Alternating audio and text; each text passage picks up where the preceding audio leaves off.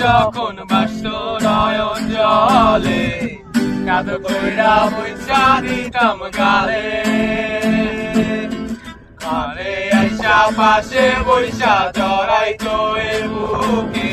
বলবো আমি এই কথা কেমনে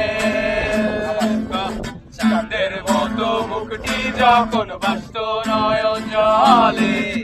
কাঁদ কইরা বইসা দিতাম গালে ঘাটে আইসা পাশে বইসা জড়াইতো এ বুকে বলবো আমি এই কথা কেমনে তবে ভালো কেন বাসিলা